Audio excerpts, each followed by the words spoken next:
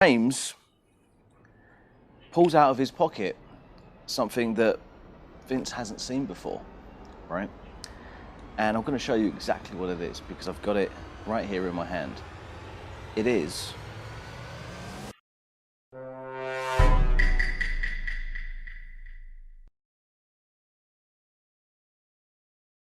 What's up guys, this is Brett here from brettdev.com, and today I've got something a little bit different for you. I've actually got a story to tell you. This is a real story. It took place here in Chiang Mai not very long ago. It's a first-hand story, first-hand events from a very good friend of mine.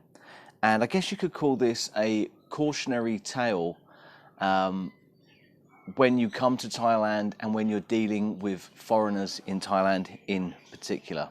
Okay, this story kind of highlights just how bad foreigners can be and the types of foreigners that come here. And you really do need to be on your guard. You need to be on your guard at all times when you're out here. It's not really the Thais you need to look out for, but it's the other foreigners. So with that said, let's get into the story. So I've got a friend and he owns a bar out here in Chiang Mai in the area known like as Loi Kra Road, which would be kind of considered the area with the beer bars and, you know, the lady bars and all that stuff. And for this video, we're going to call him James. And James has had several bars in this area. He's been in Chiang Mai for about 10 years. He's well established. He runs the bars with his wife. For the sake of this video, we'll call her Fon with an F. And yeah, so James has had these bars for 10 years. He's had bars that used to be in the boxing stadium. He's had bars along the main Loi Kra Road street, and he still has a bar there today. Okay. Now, James, I've known James for probably a good 4 or 5 years. And James, he has a family. Like I said, he runs the bar with his wife. He has a kid. And he is a big gold and silver buff. Right, so he's well into collecting gold and silver, and he's also into cryptocurrency. So he dabbles with cryptocurrencies a little bit, Bitcoin and all of that sort of stuff, and he's you know, trying to invest on the side, taking the money he makes from his bar, putting it into investments, things like that. Now, as you can imagine, if you own a bar like this in Chiang Mai, which is a relatively small town, if you consider that most of the expats go to that area to drink, you're going to get lots of regular customers. People are going to get to know you. James has a lot of regular customers, go to his bar, drink regularly. They've been going there for years on out. And this one day, he has a particular customer. We'll call him, what should we call him? We'll call him Vince, okay? Now, Vince, we'll say, is from the Middle East. He's of Middle Eastern descent. Vince has been going to Jason's bar for a good 2 or 3 years, okay? Vince is also well established in Chiang Mai in the sense that he actually owns a food establishment, or his family owns a food establishment apparently in the city. So Vince is known for 2 years, drinks in his bar regularly, probably go there once a week, once every couple of weeks. He's friends with James. He's friends with his wife, Fon. And like most people do when they go in and they see James, they sit down, they have a chat, have a beer, just like what I do. And yeah, just spend the night over some beers chatting, talking about gold, silver, cryptocurrencies, all this sort of stuff. Anyway, one day, Vince comes in and James pulls out of his pocket something that Vince hasn't seen before, right? And I'm going to show you exactly what it is because I've got it right here in my hand. It is a Bitcoin. But of course, if you know anything about Bitcoin, you know that's not an actual Bitcoin. So basically what this is like a tin-plated piece of metal. It's a little novelty thing.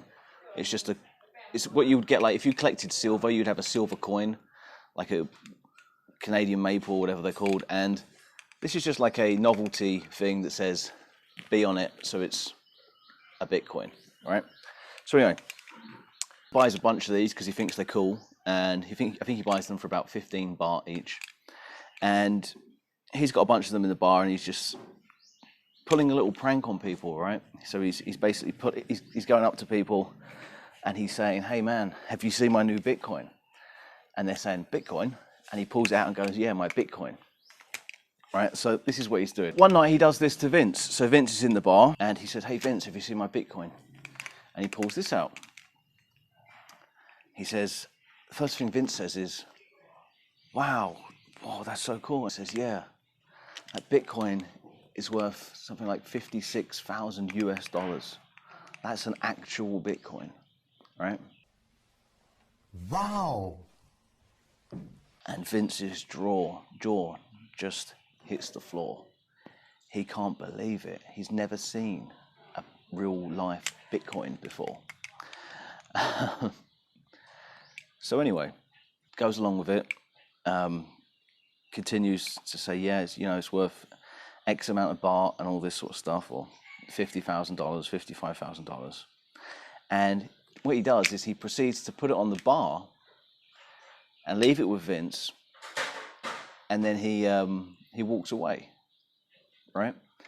And he goes into the back for a split second, for a brief moment.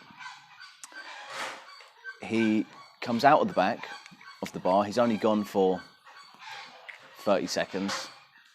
And sure enough, Vince has done a runner with the Bitcoin.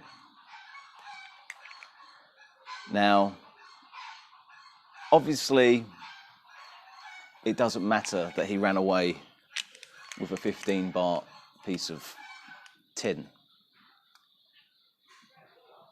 What matters is the moral of this story, and this is a real story. This happened about 4 weeks ago. What matters is that guy who knows his family, who knows they're struggling at the moment because of the restrictions and lockdowns, who's been friends with him, who's friends with his wife, who knows he has a son. I think he has 2 children, actually. He stole what he thought was $56,000.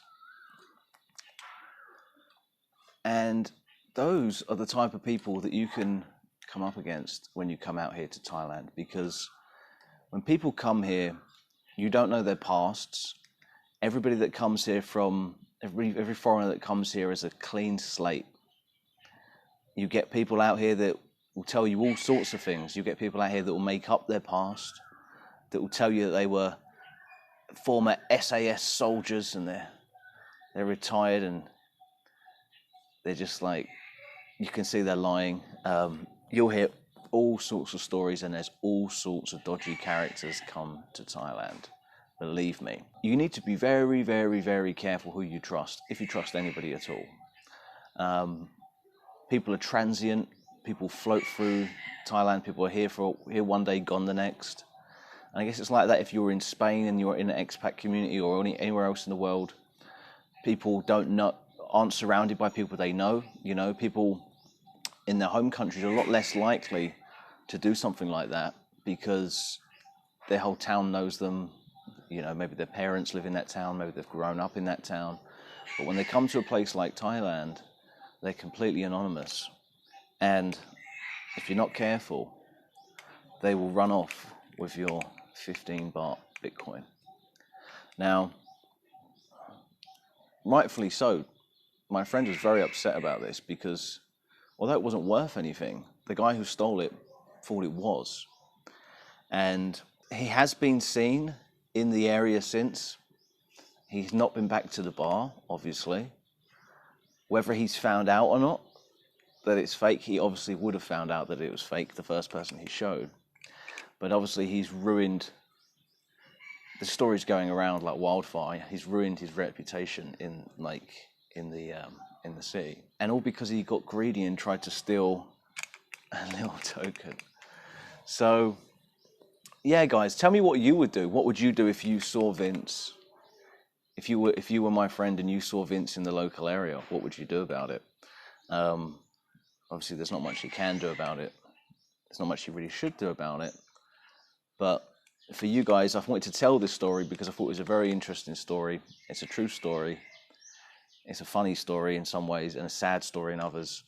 And hopefully it will be a cautionary tale for those of you who are planning on coming to Thailand.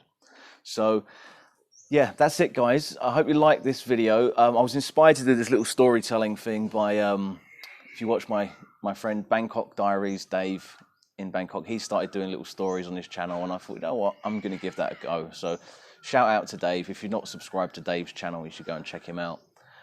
He kind of inspired me to do this one.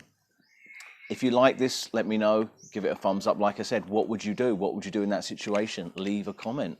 What should he do? Leave a comment, let me know. And until next time, guys, I will see you in the next video. Take care for now.